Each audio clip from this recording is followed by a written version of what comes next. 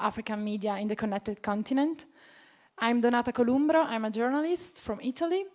I cover technology and innovation issues mostly, and I also work for an organization based in Turin, which sends me very often to West Africa, where I run training courses on citizen journalism.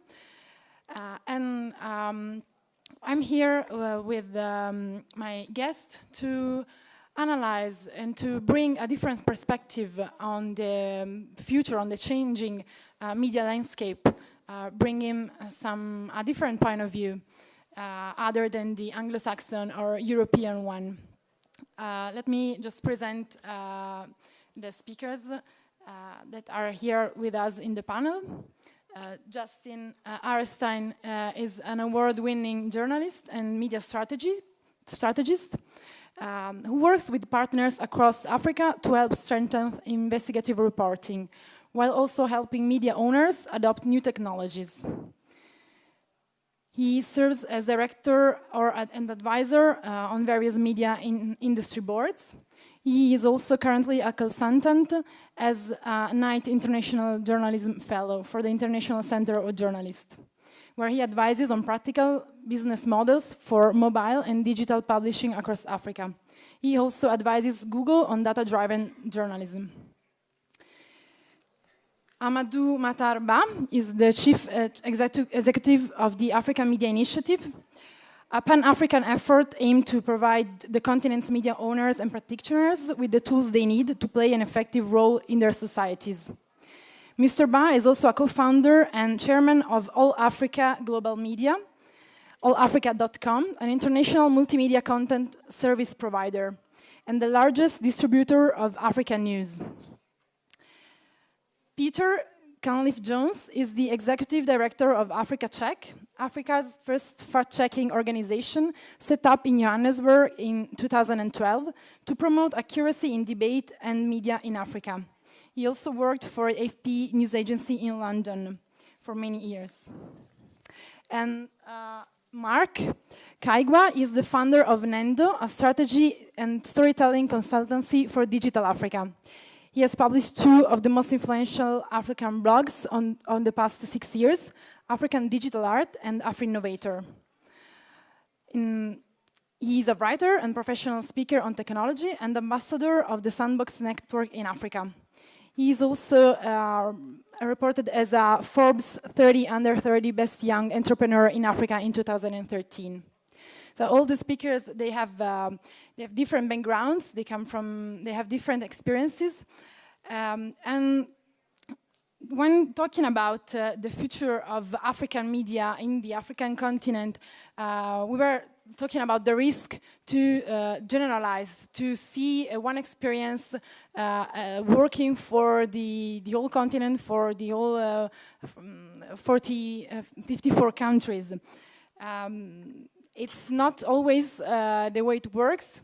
There are many differences between regions and countries, but we agreed to summarize and to underline some common features. Talking about the future of media in Africa it means also to talk about the fast growing market of mobile connections and mobile subscription. Then Marco is going to give you some data on it, but I can say to you that for 1 billion of people living in the continent, there are at least 800 million of SIM cards. So that the mobile market is one of the fastest growing in the world. The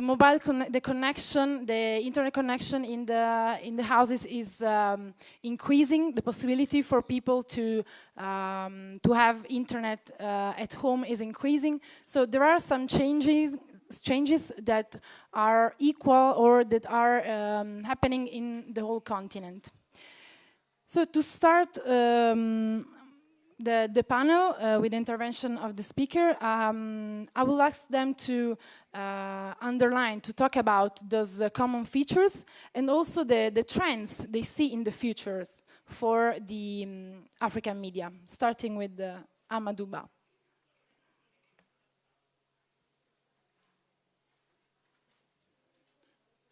Good afternoon. Seems to be working. Thank you, Donato. I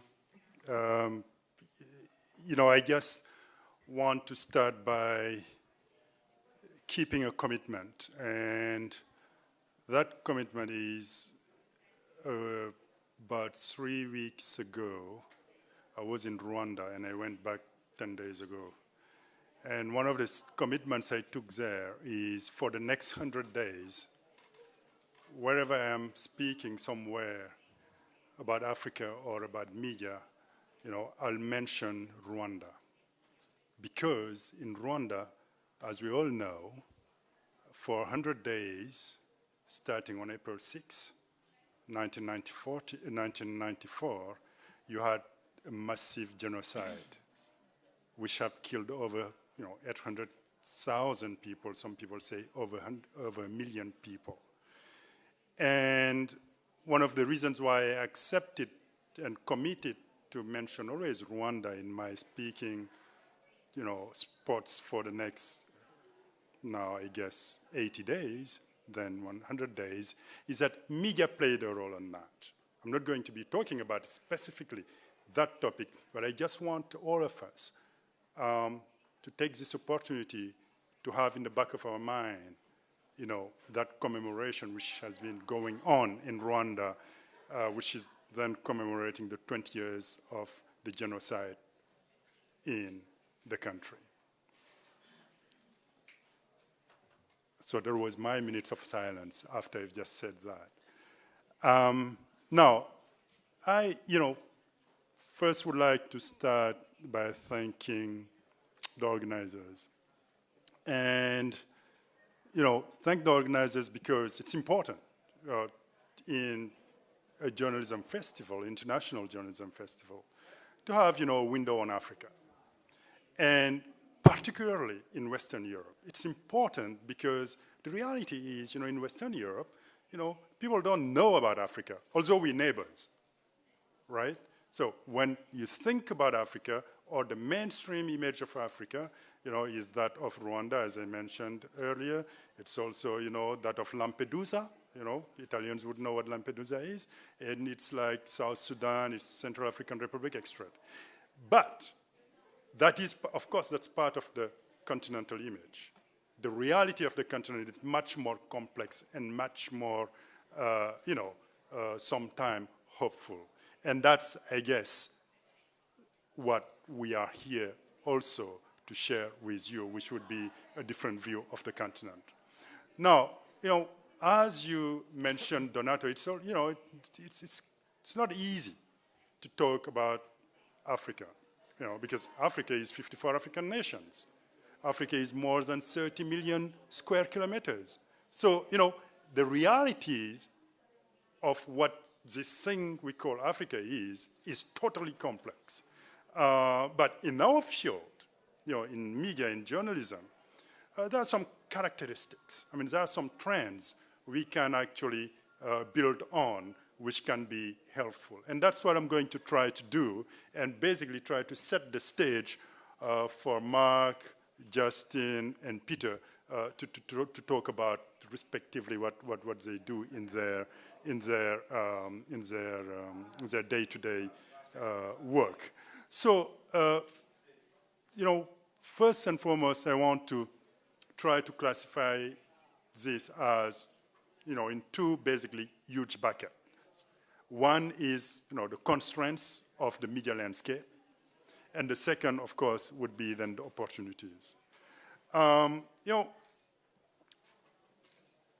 What comes first when you think about African media landscape, which is almost a characteristic throughout the 54 African nations, is, in terms of constraints, you think about regulatory environment. What do we have on the continent? Do we have that space? Do we have, the mechanisms for a free, independent press to grow? And free and independent press to grow, when I think press, I also, in media, I think about all technology players, which I'm sure my friends and colleagues around this table would be expanding on. So first and foremost, you have that regulatory environment you need to look at. And common trend throughout the continent, and I call these, sometimes domino effects. If you take big nations, you take South Africa, you take Kenya, you take Nigeria, for instance. I mean, in all these three, quite frankly, when you look at the landscape in terms of regulatory frameworks, there are more to be, concerned about than to be hopeful about. In Kenya last year and earlier this year, we have a major change in, the regulatory frameworks there. In South Africa, still going on. In Nigeria, same thing. So, there are some questions to be into that regulatory framework, which needs to be addressed and worked on to try to be much more progressive and create a conducive environment in which private and independent media can grow. Now, a second constraint, and I guess this would be transversal and would be really common to many places. It's very often, because of the regulatory environments which are quite poor and not necessarily conducive, then media houses in general struggle to access capital they need to grow their businesses. Now, it's simple. If I'm a banker, which is part of what I did in the past, if I'm a banker and Peter comes to see me and say, well, I need a loan or a line of credit to grow my business, I look at his assets and I see that, he's operating in a country where what his asset, let's say he owns a TV station, he owns a newspaper, he owns a radio station, for instance, or simply he owns like an online, play. The first thing I see is, well, if I give him my money and then the regulatory environment is not favorable, if actually the government comes down hard on him, then I've lost my investment. So, and by doing that, if I'm a friend of him and the government sees him as an enemy, then I'm the enemy of the government. So, the lack of funding generally for the media environment makes it also, quite difficult to deal with. And that's something, we need to work on and we've been working on. And third, which is a little bit more difficult for me to talk about, it's really the ethics problem in the media landscape. And I'm sure Peter's projects, can probably, talk a little bit about that. But here is a situation. Around the continent, we have actually data which shows we have about 35 to 37% of the practicing journalists who have been to a J school or have been correctly trained on the job. These figures may be a little bit more now because they date back from 2007, 2008 when we were doing the research to create the organization I head now, which is the African Media Initiative. Now, when you consider that, and in addition to the fact that many media houses do not necessarily have the resources to sustain their organization and growth, then you have, a big avenue for corruption and a big avenue for journalists really to be paid to deliver in what they're trying to do. So that's another constraint. Now, all these three, and I can go on, right, but I'll just take these three constraints. Now, if you take all these three constraints, they're not just there, people staring at them and not doing anything. There are a lot of things which are being doing, particularly in the organization I work with, like on ethics and leadership, for instance. We developed in 2011 the first worldwide ethics and leadership guiding principles for media owners and operators. As we all know, the fish rots from the head. If the owner, is not doing what he or she has to do, if the owner doesn't have the highest ethical standards, then the journalists do not necessarily have the incentives to do so. So a second thing, constraint, which is the lack of funding. We've been working on, creating a solution to that. And maybe, Justin will talk about that because we have different mechanisms, including one in which he is spearheading, to try to get to media houses or individuals who have journalistic projects, the money they need to deliver actually some great projects that can be helpful to the African citizens. And in terms of regulatory environments, I mean, we engage with different governments. I mean, last year, for instance, we were in Ethiopia for 3 days talking about, a lot of issues, including press freedom and freedom of expression. So all these constraints, we're trying to do something about them, and I'm hopeful that as we go, some very good progress would be made in this. Now, in terms of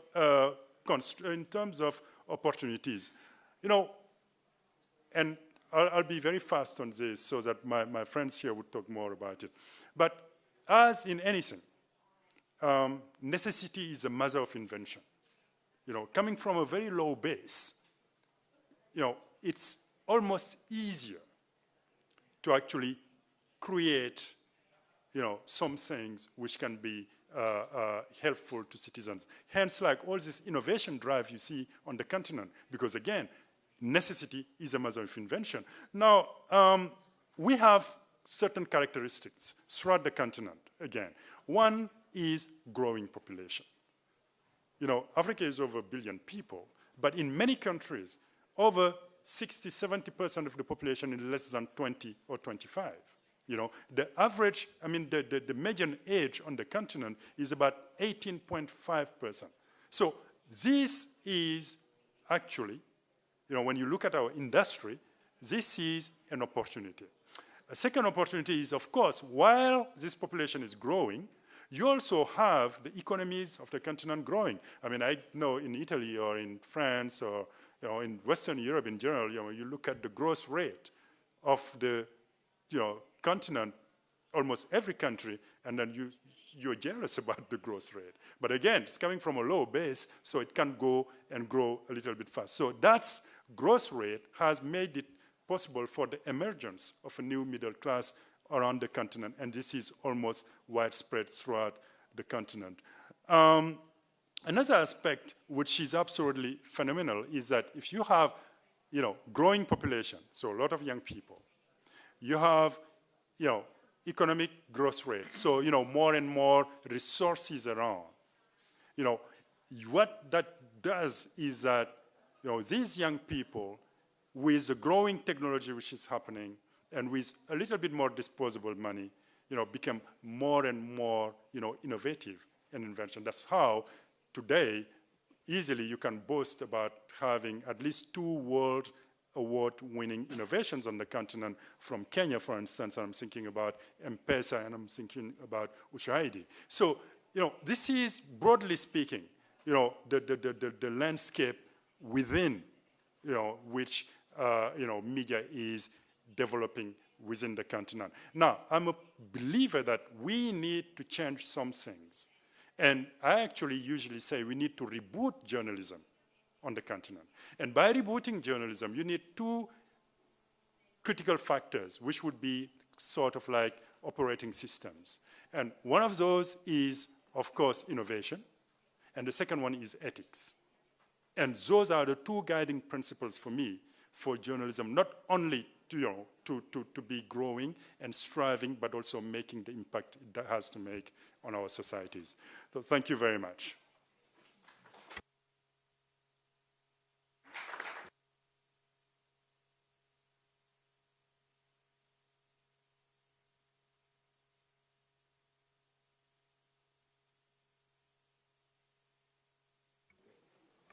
Hi. So as you heard, my name is Justin. And I started out as a journalist in South Africa, and then I became a small media business owner with no funding. So I did it the commercial way, a startup. And currently I'm working with Amadou's organization and helping to try and foster innovation on the continent in terms of digital. And the kinds of things we do is we try and help African newsrooms leapfrog the mistakes that they're seeing happening up north, so that they don't have to go through the same pain that Americans and Europeans have in the media industry. But just to pick up on a couple of Amadou's comments, so Africa is this massive market that is growing. It's not just growing in terms of people and in terms of affluence, in terms of people becoming wealthier. although not wealthy, they have more disposable income, and sometimes for the first time they actually have disposable income on a day-to-day basis. But also access is growing. So access to mobile specifically is growing dramatically, and I think Mark will speak about that later on. And what this does is it almost creates a perfect storm, where people suddenly have a bit more money, they have access to affordable technology, and they've got access to affordable data. And the big thing for the media is that 80% of these people have never been media or news consumers before, not even old newspapers. The biggest app, I think it's one of Amadou's quotes, the biggest app on the continent is still radio. And it's everywhere, it's ubiquitous, that's where they get their content from. So it's largely an untapped market that existing publishers, but more importantly, from my perspective, new young media organizations can leverage and can start building their own viable markets and their own viable media in. So how do we do that, sir? We try and, because there's this development lag between Africa and most of the developed North, we try and tell people that that's, in this case, a big advantage. We can see what went wrong in the US and in Europe with largely advertised-based revenue models, and we can try and tell people to immediately start firstly diversifying, and if you're starting a media company, to start building unique content that you can repurpose after publishing and turn that into additional revenue streams. Where we're working with established media, we're showing people how to mine their archives that in some places like Kenya go back for 100 years. And because there's so little public data available, unlike Europe or America, suddenly the fact that the media is sitting on verified, unique content becomes a major selling point, and they've got inventory that they could reuse. So we do this through three lenses that we try and get people to think about, and it's not because we've invented them, but because we've seen that the early pioneers who are making a good run out of, or good money at least, out of growing digital markets have stumbled on these principles. Firstly, don't do journalism just for the sake of doing journalism. Do citizen-focused, demand-driven, and outcomes-based reportage. So try and go in there and do the obvious things that we know media are supposed to do, but in Africa at least very few media do, which is just going and asking audiences what creates the pain, the most pain in their lives. What keeps your readers or your viewers awake at night and gets them worrying about their future? And then try and do journalism that helps them answer those challenges. And the journalism is just the first step. Once you've done the journalism, we work with the newsrooms and show them how to build news tools that can solve some of those. So just flip to the next slide. And the kinds of tools that we build, thank God, because in Africa we don't have very good bandwidth, we've prevented from doing kind of data pornography, from doing data journalism that creates just very pretty pictures. So we've been forced to try and experiment and invent with data journalism that you can deliver via SMS or text messaging to people.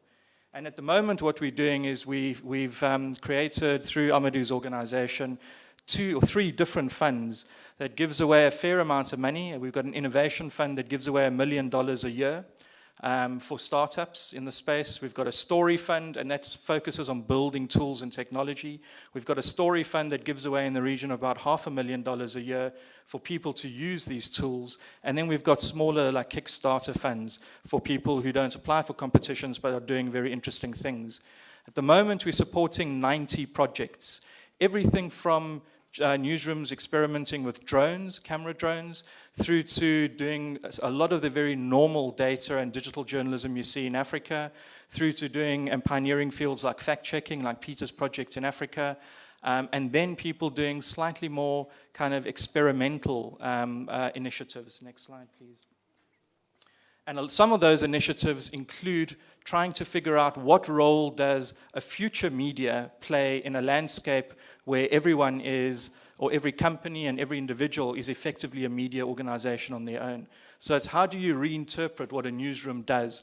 Does it facilitate access? Does it provide people with solutions, which is non-traditional journalism, in terms of do you provide people with tools and do you almost kind of skirt that line of advocacy? or do you help them connect with each other? And some of the tools that we are having some of the greatest success with are tools that, next slide, that help people connect not just with information and understand the story, but then take action based on that story. So this is an example of a tool from Ghana, where what we did was we scraped data for an investigative TV series around where the oil royalties from oil mining, where they really go. 3% of them are supposed to go back to the villages, to the local communities that are impacted. The money doesn't arrive there. So we did a normal traditional journalism story where we went and found that information by going to stock exchanges and company registrars around the world. But then we built a tool that helped people now, once they'd watched this television program on national TV, they wanted to find out, where do I fit in that story and what can I do about it? We built a very simple web tool as well as an SMS query tool that all you do is you put in your village name. It tells you how much your village is supposed to have been paid by mining companies. And then further down on the site, it tells you what government did with that money. Did they build a bridge or a school, or did they not? In most cases, they didn't. And then below that, it allows you to connect with other people in your village to potentially do something about this. So that's that kind of approach. Next one is replicated. So that was in Ghana. Right across the continent, we did a very similar approach again, SMS-based, data-driven reportage, and then with a data-driven tool that is accessible on mobile phone. This is in Kenya around the elections. Next one. This is also in Kenya around health services, everything from finding dodgy doctors to finding out whether you're being overcharged on medication, all accessible with text messaging. And then next one also with schools, and this is in, I think, Tanzania. We're doing this, and newsrooms are doing this, by investing into building innovation in their own newsrooms, but more importantly, creating a wider and cheaper community outside of their newsrooms. How and why do they do this? Because you're struggling to do this in Europe or in the US. Well, in Africa, as Amadou said, you're almost operating in a vacuum. So you're not fighting inertia. You're not fighting established kind of value systems or legacy media or infrastructure. Sometimes you're actually creating the very first version of something that's been out there. And as an effect, we've almost got an entire continent in many markets of early adopters, because you're not fighting people. If you show a good solution that people can use to make decisions that will improve their lives, it's a very difficult argument to actually get people not to use your news tool. It's common sense, so people adopt them very quickly. There's also very little static. So if you're doing something that stands out from the marketplace, you have an inordinate impact. All of those tools that I showed you previously were built for under $500 per project. And they all create infrastructure that can be reused repeatedly by those newsrooms, as well as repeated from markets, from country to country.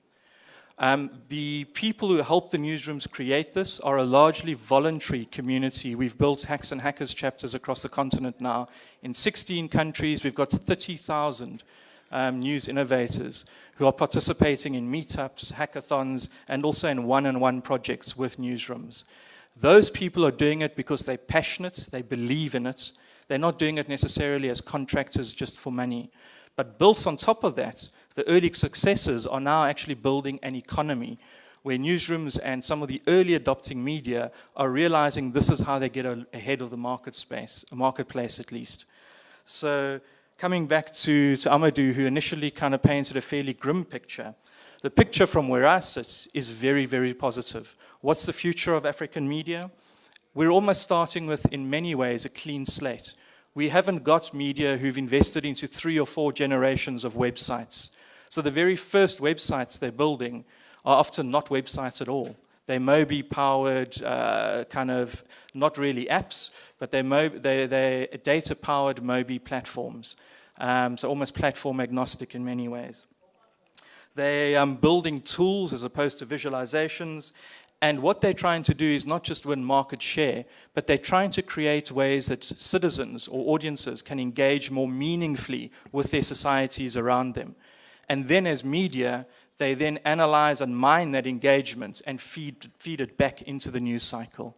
So from the core markets where AMI operates in Africa, which is at the moment we've got news labs in 6 countries, and we've got projects over about an additional 14 countries. So slightly over half of the continent with some kind of exposure. We're finding enthusiastic, aggressive adoption of these new tools, both by media publishers as well as by audiences. And we also, because of necessity, finding that people are doing very large impacts for very low costs. So they're almost learning how to iterate very quickly for very little money, purely because there aren't that many resources available. We'll be looking at some of the more detailed examples in some of the panels tomorrow.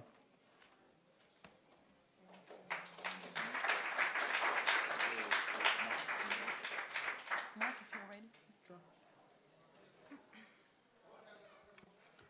All right. Yeah, great stuff, Justin. So I think from my side, in terms of just contributing to the debate and giving a perspective, I definitely know that I'm sitting on the same panel as Peter here, who works for Africa Fact Check. So that my little disclaimer is that I don't, you know, I could probably give a couple references, but don't give me a hard time, Peter. So I think when we look at the whole African continent, I think, you know, billion for billion, we have a bigger middle class than China, fewer people than India. And the continent now is typically looked at as one large homogeneous area. But much like Amadou said, it's 54 different states, you know, and at sometimes there's, you know, a lot of just real polar differences between some of them, sometimes when they're geographically seated next to each other. And there's that definitely doesn't go without saying. So that phrase, for some of you, it'll already have been driven to you a number of times, but Africa is not a country. And as much as we would try and present this big or a series of perspectives, this is just a fraction of what's really out there. And you know, it's the fastest growing mobile market, as Donata rightly said. It's also the world's most multilingual continent, and at just over 1 billion people. There's the hope that, much like Donata said, the mobile phone, and particularly how it's been used, that will become one of the single defining trends that shapes not only the media, but certainly society, technology, culture even, globally. Made in Africa will certainly take on new meaning in the months and years to come. Now, the first thing, you know, people think about when it comes to Africa, and granted, this is by benefit of global media coverage. I do mention some of the media stories that have come and become the world's headlines. It's you know, it's lions, diamonds, and war, right? So it's a beautiful savannah, and you know, you see an antelope being, like, you know, chased down, and you're like, yeah, Africa, got it. It's a beautiful, you know, chain or jewelry, and you're like, yeah, sourced in Africa. Or it's war, unrest, or hunger, or famine. So there's three very again, I'm being incredibly general here, but global media tends to skew more towards that side. Now, more recently, we've been quite taken by this new narrative of Africa rising, or if you like, you know, Africa, the connected continent, or Africa, the hopeful continent. And that last one, the hopeful continent, is or was the front cover of The Economist in 2012. And why that's important is because in the year 2000, and this is very well documented, The Economist had a front cover on their magazine that had a gentleman holding, in a very relaxed pose, he had an RPG rocket launch over his shoulder, and the title was Africa, the Hopeless Continent. Just the year 2000, just as far back as that. And 2012, we see the hopeful continent. 2013, we saw Aspiring Africa and a number of other Africa-centric covers that have all shown that the world is looking more towards a lot of the economics and big figures that are telling that this global economy is shifting towards places like Africa, and not merely just for extractive industries or natural resources, but economies. And I think, you know, this has also been spoken of quite a lot, but, you know, 11 of the 20 fastest growing economies in the world today are from Africa. And in 2011, Ghana was recognized by the International Monetary Fund as the leading economy at the time.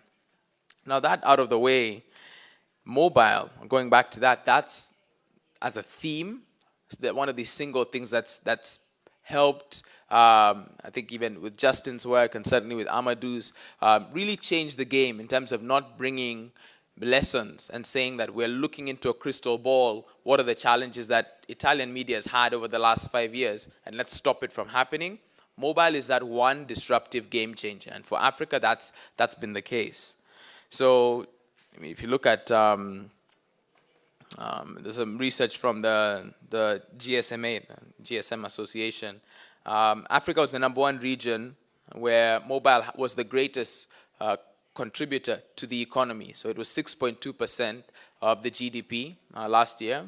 There's also Pew Internet Research who published some research in February of this year. And interestingly, Kenya, just to take an example, and Africa, again, I won't say Africa at large, but parts of Africa, or African countries are represented well. In terms of the population, the adult population that own a cell phone was at 82% for Kenya, for example. Just to give you context, Indonesia was at 78%, and Brazil was also behind Kenya. And South Africa was ahead of Kenya by a bit. And more people in Kenya own smartphones than Brazil, for example. So you still have African countries not only on the big, broad numbers actually showing that they're getting ahead, but even on the innovation side, where you do have particular distinctive companies and projects that have gained a global reputation. Now, what those do to the newsroom, or what those do to the audience in terms of increasing what you could call their own, let's say, functional literacy, their ability to perhaps not be even literate as we know it, but understand a sequence on a mobile phone with USSD, or if you're familiar with the *144, *122 messaging, similar things to that. That does change the entire expectation that would be placed on this audience now in future, and the hope is that this will only continue. I think I stand corrected, but I think it was AMI and Wanefra who showed, I think this was in 2012, the last time I checked, but that print continues to grow by and large in much of the emerging markets. I know in Kenya, and last year, for example, we had 2 new newspapers, launched in the country, and at a time when globally print is, a lot of people are chanting print is dead, or radio is dead, or insert name of media here is dead. When you look to the continent, I think it's more a media evolution that's happening than a revolution per se. And if it is revolution, it's revolution because of the mobile phone. Now, the work that I do in Nairobi is I run a company called Nendo, and we study and try to present such trends, specifically around strategy and storytelling for new media and the web. And we published just over a month ago a couple trends on where this is going. And there's really 2 I can focus on, which I think are maybe a good deal of interest here and would set the tone for discussion. But there's 15 different trends, and it's a free report that's available for you to download. Now, perhaps I can get my slides going here. Some help with the slides? Are we up yet? All right.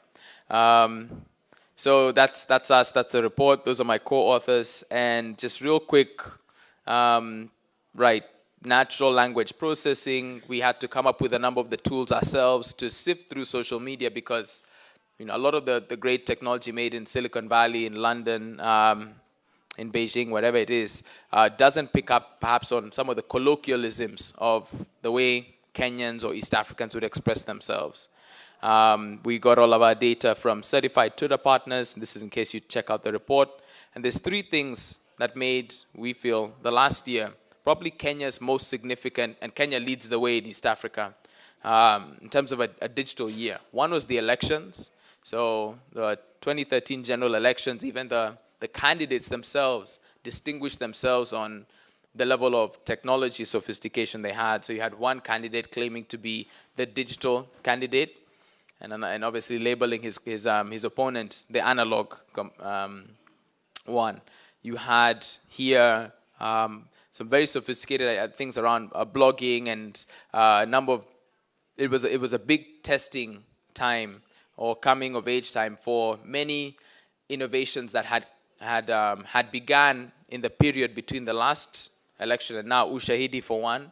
And it was, can you actually use this technology to change the result of an election? Can you motivate or inspire or inform the electorate in a different way? And we saw a lot of lessons taken out of that.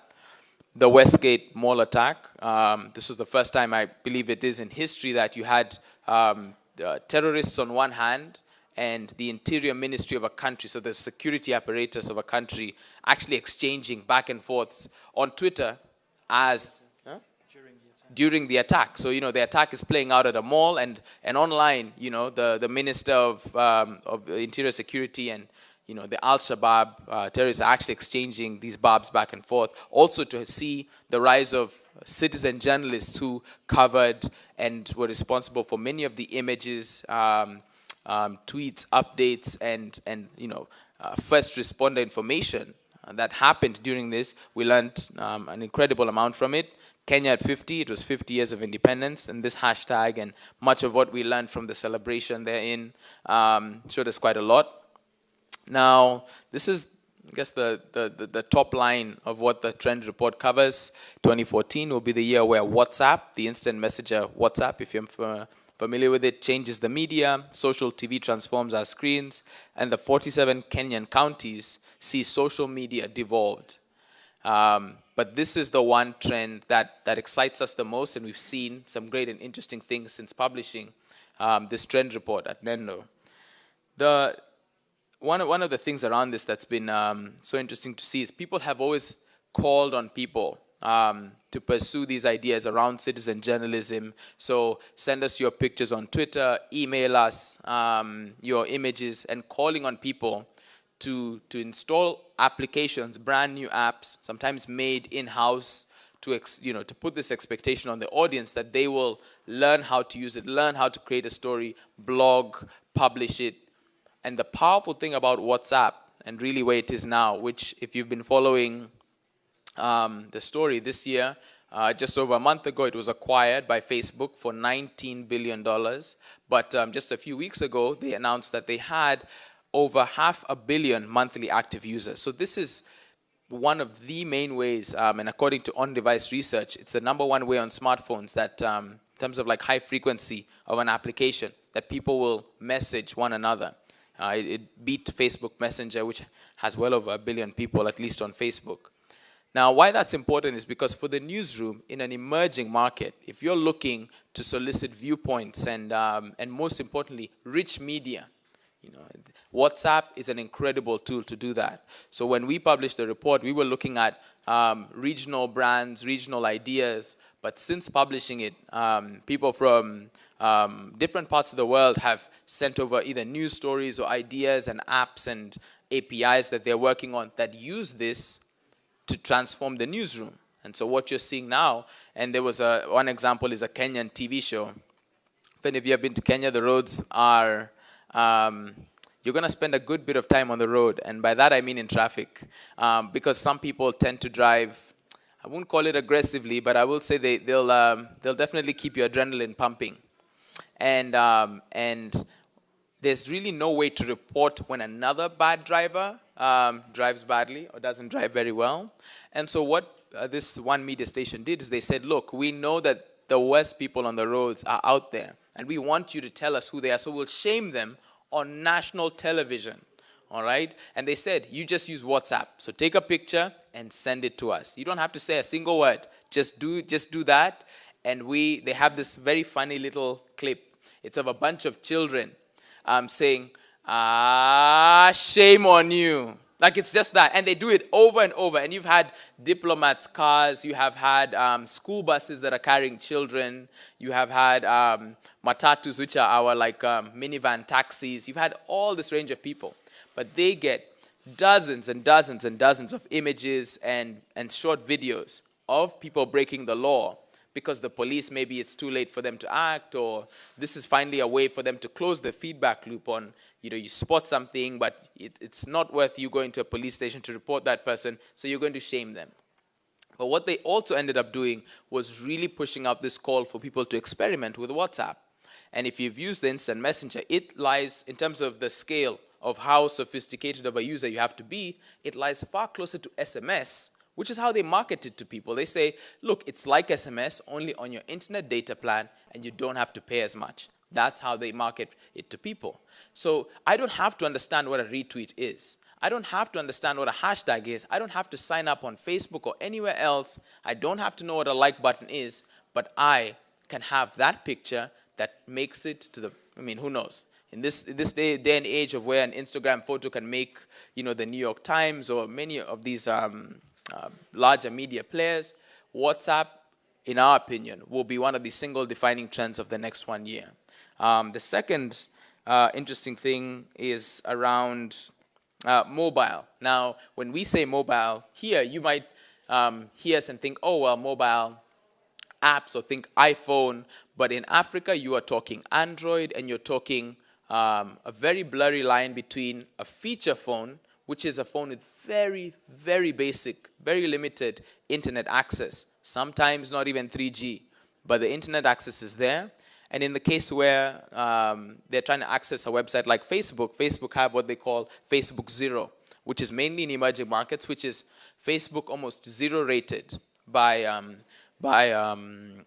the mobile telecommunications companies. And what this allows people is to get used to that feeling of using Facebook on your phone, getting into a social network. And the more familiar you get with submitting content, the more they're banking on you will submit content to them, or you will consume their content on mobile, even as we expect the shift from perhaps traditional media to evolve towards this hybrid mix of traditional and new media. I'll close it out with an interesting story of a man people know as the tweeting chief in Kenya. So we have a very small, obscure-ish part of the country called Lanet Umoja, and there's a chief there, and by government order, he needs to congregate people, I mean, similar to what we're doing here, and speak to them and hear them every 2 weeks. One time, what he did is he came and he asked everybody to take out their phones, and he told them, send an SMS that has the following words. He said, with the words follow, and a space, and the word chief karaoke. He had all of them send this SMS. It was free for them to send it. What they didn't realize he had made them do, just by an experiment, was they had all subscribed to a free service in Kenya and many emerging markets that allows you to receive somebody's tweets without ever signing up for Twitter or ever even understanding the concept of Twitter. What this led to, it started off with just a few people like that, his family, his friends, and then each of them was to bring one person and get them to send this message. Today, when somebody, there's so many examples of this, there's a time where bees had attacked, there was a place where they had harvested honey, and there was a couple of students who happened to wander around. Bees attacked the school. He sent out one SMS that said, I need you to bring blankets and help protect the kids at the school. Hundreds of people showed up, because when he sends one SMS out now, one tweet, it goes out not only to his 20, 30,000 people on Twitter, but it goes out to at least 50,000 people in this constituency who don't understand what Twitter is. They just know when the chief talks to us, we get it from this number and we do it. So when there's a lost goat or a lost calf, or he needs chairs for an event, or even when somebody's getting robbed or anything like that, he's been able to take community policing to like an all new level and essentially become a media source for these people who are completely off the grid. So you won't see them listed in any follower list on Twitter, because to Twitter they don't exist.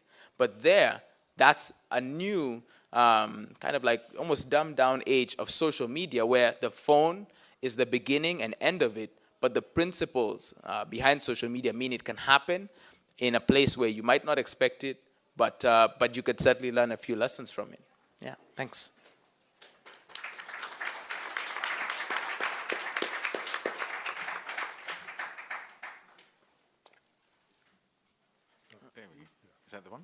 Yeah. Okay. Well, I'll try to be brief. After following my colleagues, we've been asked to talk about trends in the future of the trends that we see in the future for African media. And if I summarize to an extent what my colleagues have said, which they haven't actually said I can do, but I'm going to do anyway. The things that I see 4 primary themes.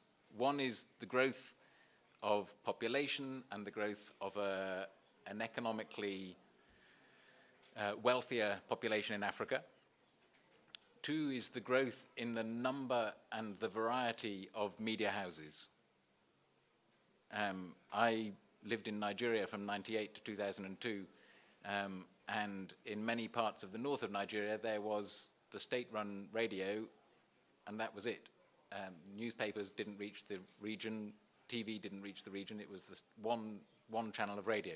There's now a great variety of media accessible, and I think that picture carries across a lot of countries. Third theme that I see, after growth of audience and growth of the number and variety of media, is the challenges that Amadou talked about. The regulatory challenges that are certainly not going away, whether that's Nigeria or South Africa or Kenya or Ethiopia or elsewhere. The financial challenges. Again, if I go back to Nigeria more than a decade ago, the number of people I knew, Nigerian journalists I knew, who would come to me and explain that they hadn't been paid for 6 months, 7 months at a time.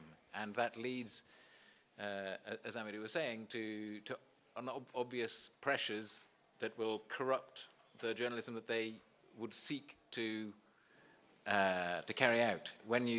It's very easy to be smug as a journalist whose organization pays your salary on the last Friday of every month, or whatever it might be, when you haven't been paid for 4 months, 5 months, and a tempting offer to put out a puff piece comes along your way, that's the way you pay your rent.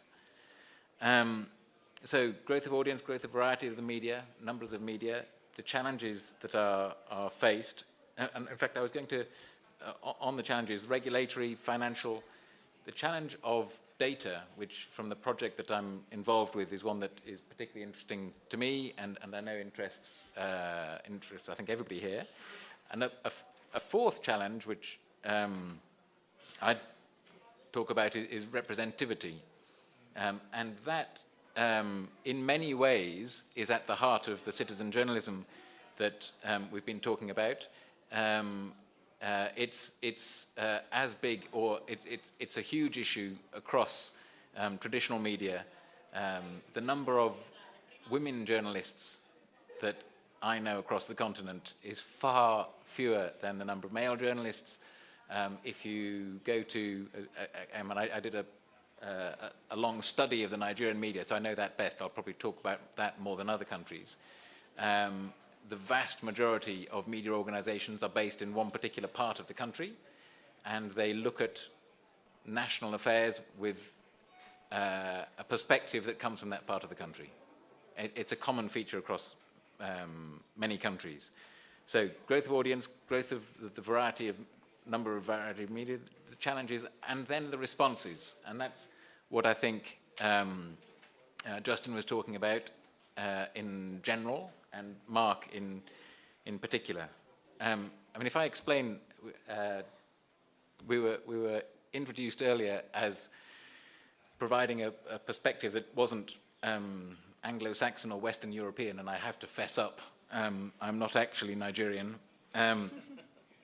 I've worked for many years for the AFP news agency, and now work for the AFP Foundation, and we are involved, as was said, in running a project that is based at the University of the Witwatersrand, the journalism department of the University of the Witwatersrand in Johannesburg, and is this year expanding, I hope, to Nigeria and to Kenya. And it's a fact-checking website. and in 2015 to Senegal. I'll tell you the details later. But so, and the logic behind, the reason that we got involved in developing this project is to try to recognize one of the challenges that we see and work with partners in areas around the country to provide a response.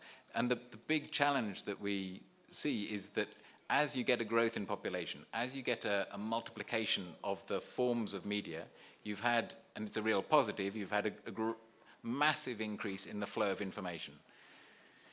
The negative side is that you've had a massive increase in the flow of misinformation. And I mean, over the last 20 years, the most obvious example of that and the harm that that can do is the thing that Amadou was talking about in Rwanda, where I mean, it's recorded history that there was a section of the media, a powerful section of the media in that country that took a very proactive role in promoting the genocide. There are, all across the continent, there have been flows of, and there are increasing flows of misinformation coming from all manner of sources. The real positive that we see in responding to that is that there is across, we find in the response to our project, a huge demand from journalists for examples of and tools to enable them to carry out, to check the claims that they report. One of the things that we're seeking to do, I mean, if I explain the project, it's a website, you can look at it online if you're online, it's called www.africacheck.org, all one word. It's on Twitter as AfricaCheck. We publish reports that take claims that people in the public space in South Africa initially have made, and we look at the evidence that supports and the evidence that undermines those, and we publish the results. We then make those reports freely available to the media to be republished. We make our researchers available to go on air, because we're conscious of the fact that radio is the biggest app in Africa still, and so we want to get to an audience that don't go online. And by doing that, we're providing an example of what fact-checking is. But a lot of journalists know what fact-checking is, but with the way that journalists in Africa and elsewhere are having to work, life's busy, and where you used to be writing one article a day, you're now writing the article, updating the article, doing the blog, pushing it out on your Twitter feed, and so on. And so what we are seeking to do, and this goes to one of the points that Justin was making, is to build tools into the site for people to use, for journalists in particular to use, so that where they wish to, whether they're a journalist in West Africa, in East Africa, South Africa, to check the claims that politicians, the public figures, that business people, that NGOs are making, they can have a tool to enable them to do that, and advice and training and so on. But I mean, all of that, I think, I mean, that's what I'm involved in is one small project to try to tackle one particular problem that we see. The other issues that Amadou raised about the financial problems and the regulatory problems and so on, obviously there's a need for responses to those and for other responses to the ones that we see as well. So it's not a blanket hopeless continent or a blanket Africa rising story. It's like in most parts of the world, it's a pint glass half full and half empty at the same time. On which drinking note, I will stop.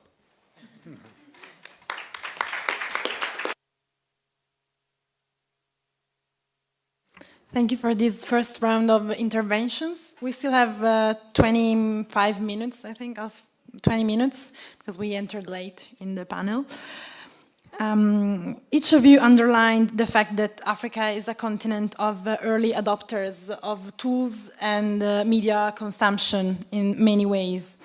And thinking about my last experience in Burkina Faso, I've been there in 2010 and now in February 2014. And I've seen really a big difference of access to technologies. Many of my friends had internet at home in the capital.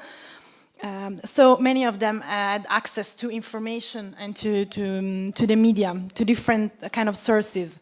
The quote from Amadou about radio as the most downloaded app was from 2012, where we meet in Milan. And I don't know if it's still the same thing today. But the other fact, what you underlined with your intervention is also participation, not consuming media as just a reader, but as users with power. So we can say, I don't know if we can say it, that the access, the increasing access to technologies, to social media, to the internet is also increasing democracy. We've seen many projects about elections, monitoring elections, also monitoring politicians and fact-checking. So the increasing access to technologies and to internet can increase democracy, but at the same time, Amadou just said this, he talked also about press, freedom of the press. In many countries, there are some threats to the freedom of expression. I'm thinking about Ethiopia, where right now there are 6 bloggers and 3 journalists in prison for having spoken against the government. And Ethiopia, for instance, is one of the countries which is using technology to monitor and to do surveillance on the way people talk about against the government.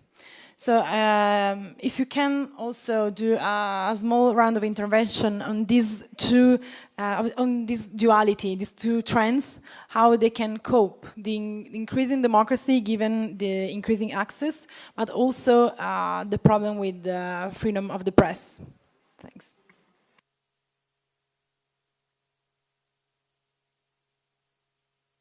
Yeah, thank you, Donato. Look,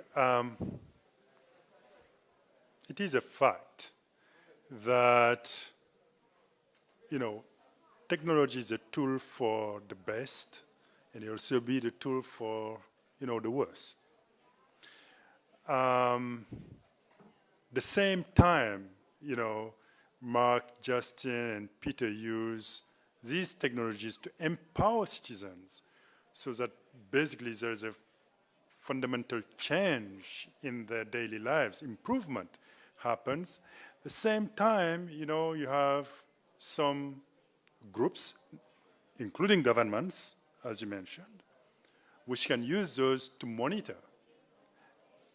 And all of that under the disguise or this big excuse that we live in a dangerous world. And of course we live in a dangerous world. I mean, whether it is in the United States, whether it is here in Italy, whether it is somewhere in Africa. I mean, our governments have some usage of the technology that, you know, we don't want to know. You know, or if we know, it's a complicated aspect. But one thing remains to me. It's that fundamentally, you know, there is a trend which is people's and citizens' empowerment cannot be stopped. And we have seen it time and again. On the continent, you know, I'm not going to refer necessarily to the Arab Spring, but something softer, which has happened in many other countries, where actually what happens is groups of people, citizens, using mobile phones or any kind of devices, empower themselves and force softly communities or governments to change.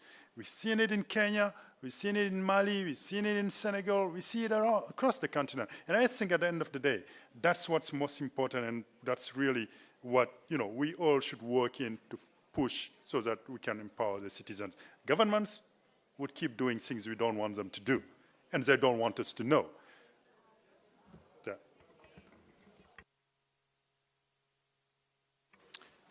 So just building on what Amadou says is that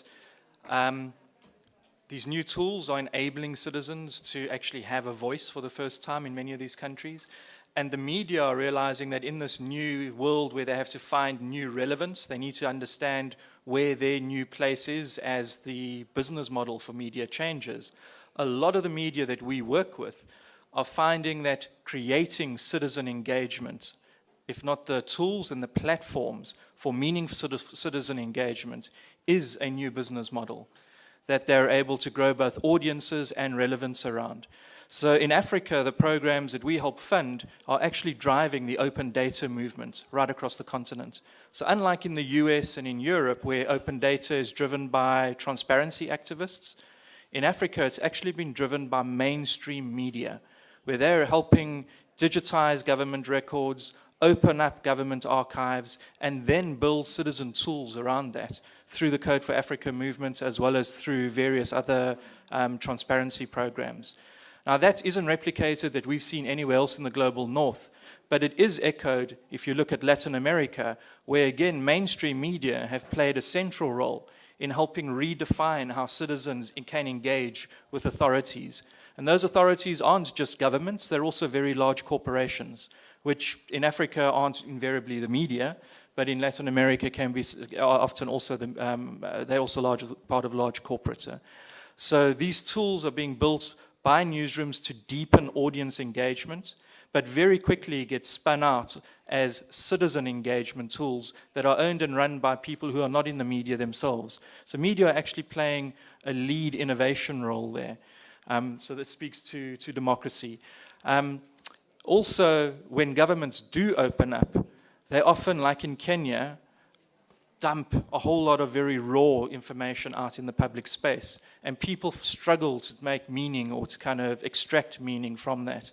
Again, media in South Africa, Kenya, Nigeria are playing a leading role in developing citizen groups who can analyze things like state budgets and contracting, who can analyze academic and school results and help drive a fact-based, evidence-based discussion, public discussion about public policy. Now that hasn't happened before because there's a very weak, in very many of these countries, a very weak civil society sector. So the media is almost stepping into a gap there that it previously wasn't involved in. And by doing that, they're redefining what media does, if not what journalism does. So there are those two things. In terms of securing that space, the media in Africa are also helping pioneer encrypted channels and secure channels for exchange of communication as well as for discussion. And these are being rolled out often in partnership with civil society organizations, but in a lot of these countries in West Africa and in Central Africa, there are no civil society partners that operate in that space. So media is again helping to pioneer some of the kind of platforms as well as forums where people can engage.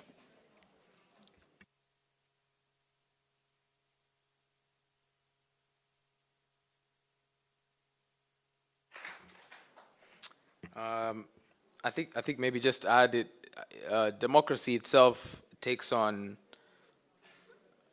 I think, new meaning, especially for African countries, given their let's say colorful history with even our understanding of the institution of democracy itself. So, I mean, Malawi is having an election right now, and in many African elections, especially that over the last, let's say, 4 years, to even give a cautious estimate, the role of the mobile phone in the electoral process of, especially whether it's voter registration or soliciting participation in the newsroom, in terms of SMS being a key driver that turns it into two-way communication at a very basic level. These are things which are actually having an accrued effect on society and on freedom of expression. Now, granted, you don't know, if you send perhaps a particular point of view, it's not to say that it will be published. It's still subject to an editor in that particular case. But maybe one point to note of how social media has changed things is like for Kenya, around the Westgate Mall attack, the Daily Nation ran a front page image, very grim image following that attack as it was going on. Now, ordinarily, you would send an email to the editor saying, I was perhaps offended by this image, or you would have people write in with snail mail with actual letters, or you would have people call in. What instead happened was people bombarded the CEO and the most senior officials who were actually on Twitter, and somebody began to try and share like their personal information.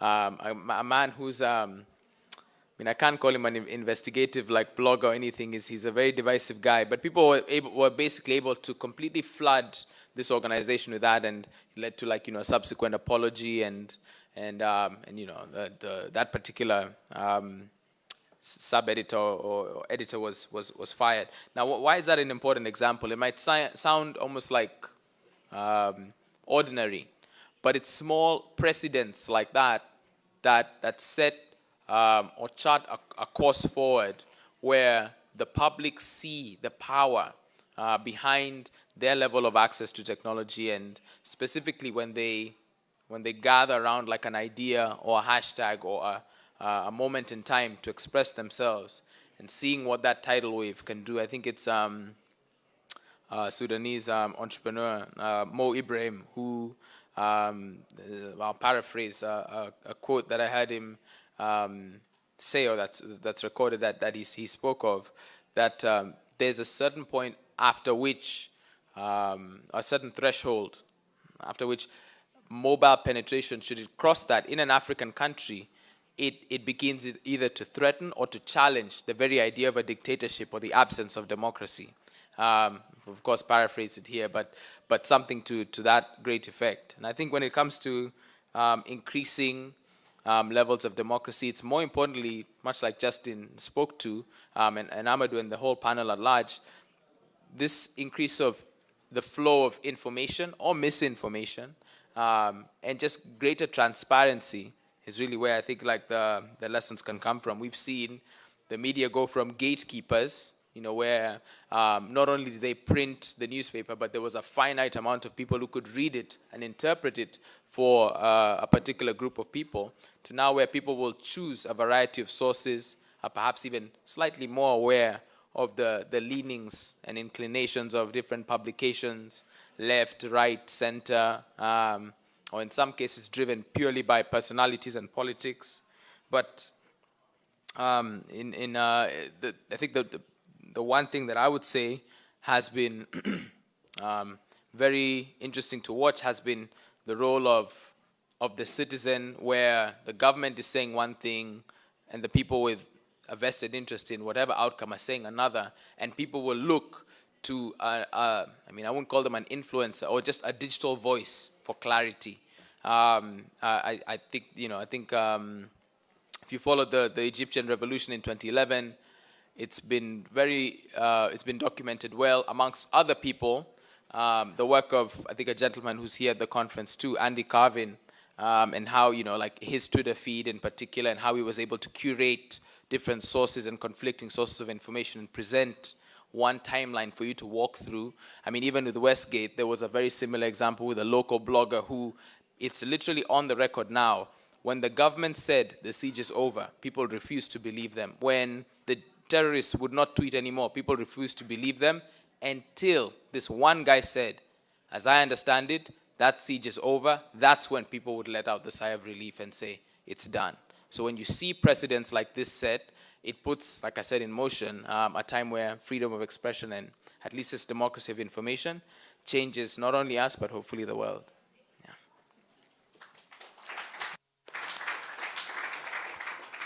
I think we may have time for questions from the public, if there is someone who wants to intervene. Yes?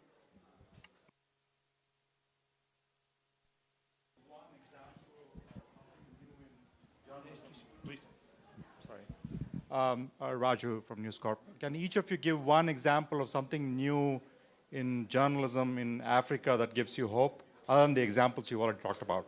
Just one each. Other questions?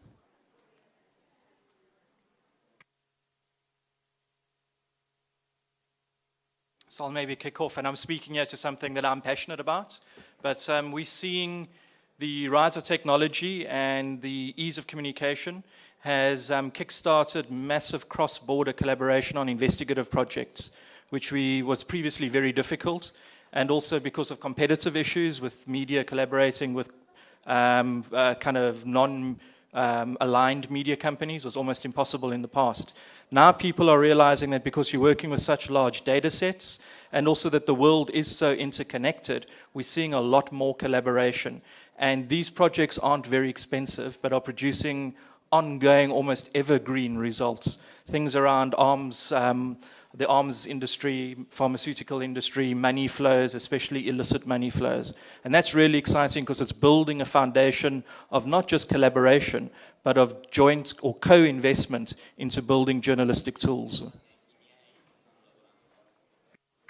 Maybe just real quick, one is the example that I said earlier, which would be great for you to check out, that of Chief Karaoke, the Kenyan chief it's basically, if you think social media has done anything to the world, imagine social media sans a smartphone. So without a smartphone, just that, it's an exceptional story of how far I think it can go. The second is missed call technology. On a continent with 99% people prepaid, there's some fantastic ideas, none of which are scaled, but around just using missed calls to invite participation. And those two things, some that I'd be excited to see what happens this year. I mean, if there's one thing that I didn't mention earlier, which I thought to mention, so the various things that we've been talking about, and one of the big trends that we see is that a lot of the new technology in different ways that is becoming available is a lot cheaper to operate and more practical to operate, but it's cheaper to operate than old technology. So if you take the example of a good friend of Amadou's and others who set up a newspaper in Lagos in, I think, 2007, and it was a very well-regarded newspaper called Next.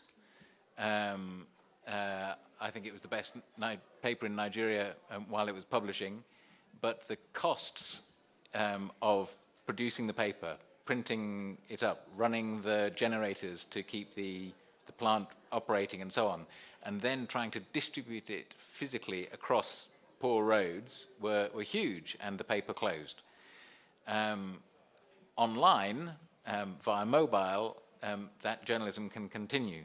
And that, if I see one trend, I mean, it's something that you do see in the US and elsewhere, of sort of newspapers that are struggling to maintain printing costs and so on. But I see that step, as Justin talks about Africa being an early adopter of many of these technologies. These are for practical reasons, that it might be tough to print up a newspaper and distribute it around Italy or the UK or where have you.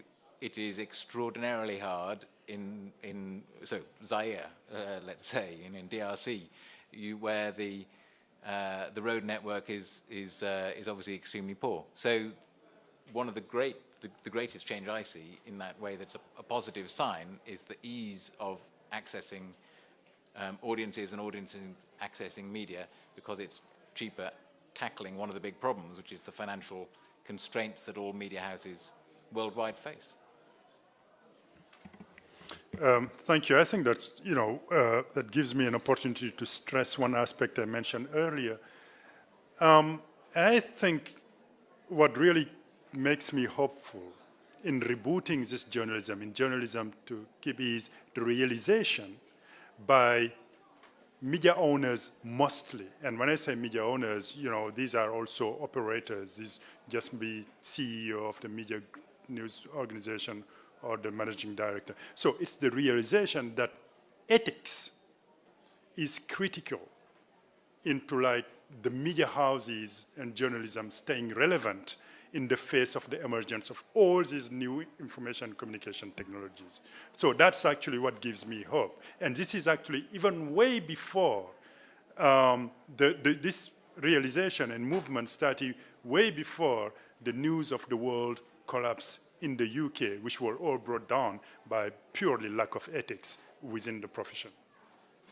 Thank you very much. We need to free the room. I want to thank all the speakers for having brought a different perspective, even for those who were not born in the African continent. And thank you, everybody, for having me here.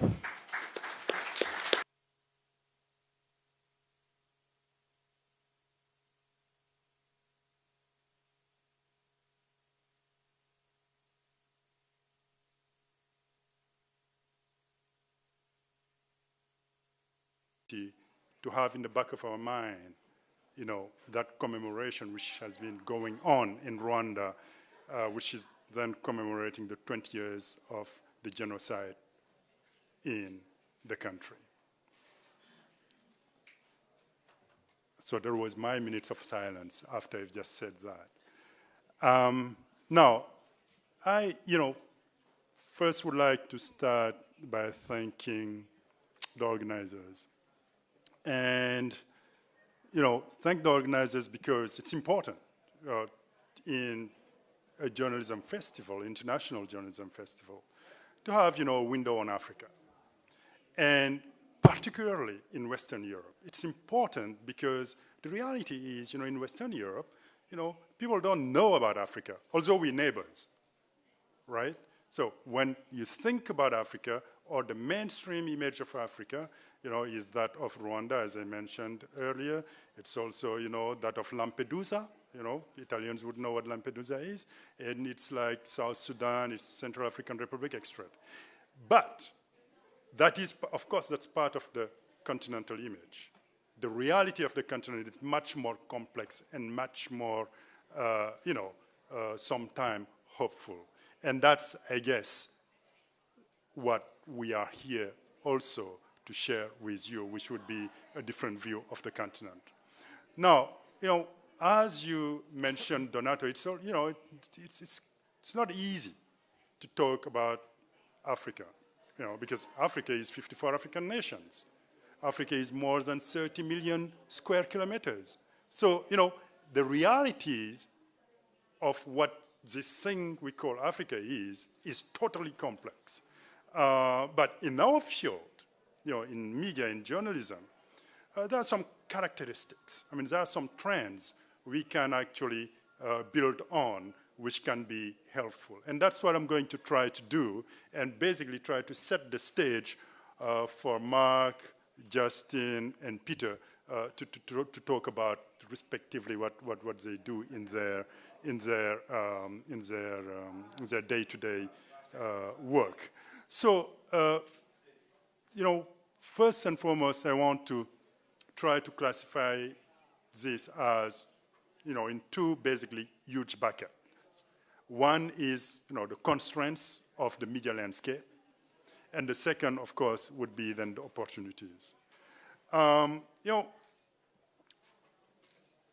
What comes first when you think about African media landscape, which is almost a characteristic throughout the 54 African nations, is, in terms of constraints, you think about regulatory environment.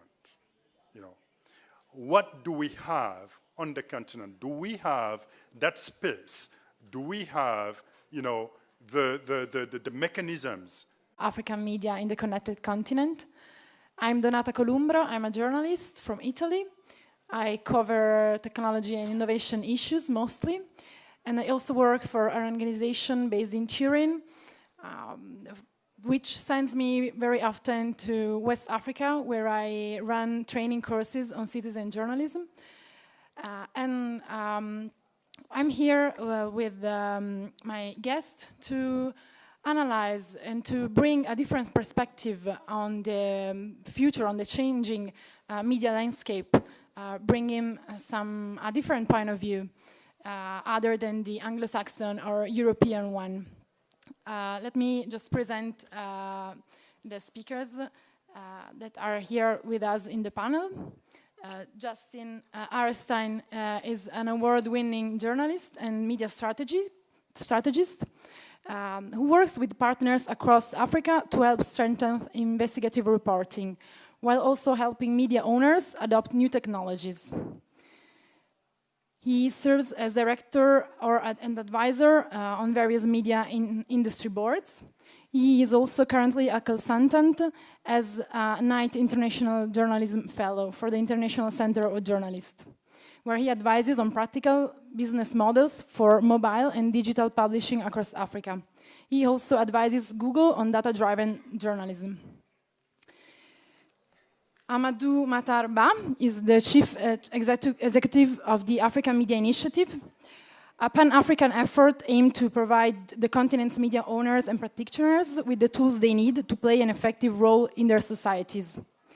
Mr. Ba is also a co-founder and chairman of All Africa Global Media, allafrica.com, an international multimedia content service provider, and the largest distributor of African news.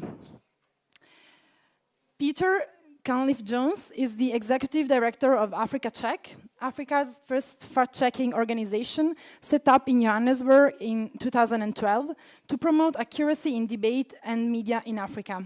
He also worked for AFP news agency in London for many years. And Mark Kaigwa is the founder of Nendo, a strategy and storytelling consultancy for digital Africa. He has published 2 of the most influential African blogs on the past 6 years, African Digital Art and Afri-Innovator. He is a writer and professional speaker on technology and ambassador of the Sandbox Network in Africa. He is also reported as a Forbes 30 Under 30 Best Young Entrepreneur in Africa in 2013. So all the speakers, they have different backgrounds. They have different experiences, and when talking about the future of African media in the African continent, we were talking about the risk to generalize, to see one experience working for the whole continent, for the whole 54 countries. It's not always the way it works. There are many differences between regions and countries, but we agreed to summarize and to underline some common features. Talking about the future of media in Africa it means also to talk about the fast growing market of mobile connections and mobile subscription. Then Mark is going to give you some data on it, but I can say to you that for 1 billion of people living in the continent, there are at least 800 million of SIM cards. So that the mobile market is one of the fastest growing in the world. The connection, the internet connection in the houses is increasing. The possibility for people to have internet at home is increasing. So there are some changes that are equal or that are happening in the whole continent. So to start the panel with the intervention of the speaker, I will ask them to underline, to talk about those common features and also the trends they see in the futures for the African media, starting with Amadou Ba.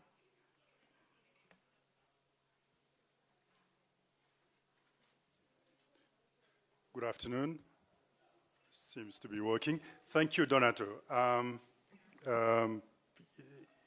just want to start by keeping a commitment, and that commitment is about 3 weeks ago. I was in Rwanda and I went back 10 days ago. And one of the commitments I took there is for the next 100 days, wherever I am speaking somewhere about Africa or about media, I'll mention Rwanda.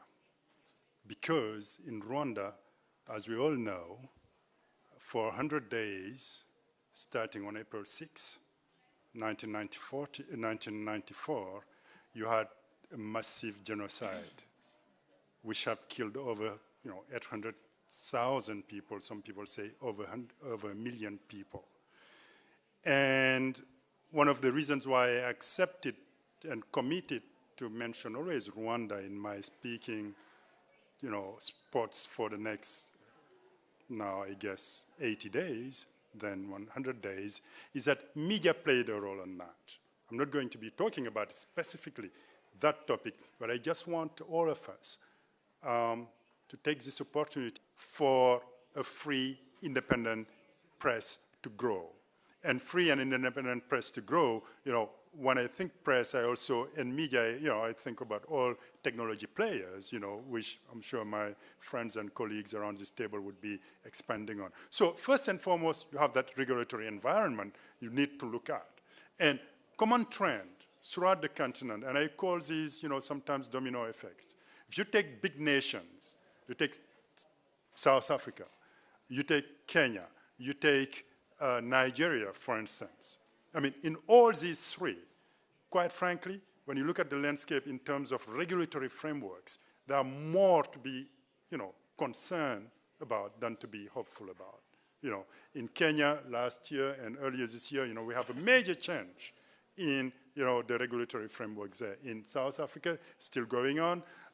In Nigeria, same thing. So, there are some questions to be into that regulatory framework, which needs to be addressed and worked on to try to be much more progressive and create a conducive environment in which private and independent media can grow. Now, a second constraint, and I guess this would be transversal and would be really common to many places. It's very often, because of the regulatory environments which are quite poor and not necessarily conducive, then media houses in general struggle to access capital they need to grow their businesses. Now, it's simple. If I'm a banker, which is part of what I did in the past, if I'm a banker and Peter comes to see me and say, well, I need a loan or a line of credit to grow my business, I look at his assets and I see that, he's operating in a country where what his asset, let's say he owns a TV station, he owns a newspaper, he owns a radio station, for instance, or simply he owns like an online, play. The first thing I see is, well, if I give him my money and then the regulatory environment is not favorable, if actually the government comes down hard on him, then I've lost my investment. So, and by doing that, if I'm a friend of him and the government sees him as an enemy, then I'm the enemy of the government. So, the lack of funding generally for the media environment makes it also, quite difficult to deal with. And that's something, we need to work on and we've been working on. And third, which is a little bit more difficult for me to talk about, it's really the ethics problem in the media landscape. And I'm sure Peter's projects, can probably, talk a little bit about that. But here is a situation. Around the continent, we have actually data which shows we have about 35 to 37% of the practicing journalists who have been to a J school or have been correctly trained on the job. These figures may be a little bit more now because they date back from 2007, 2008 when we were doing the research to create the organization I head now, which is the African Media Initiative.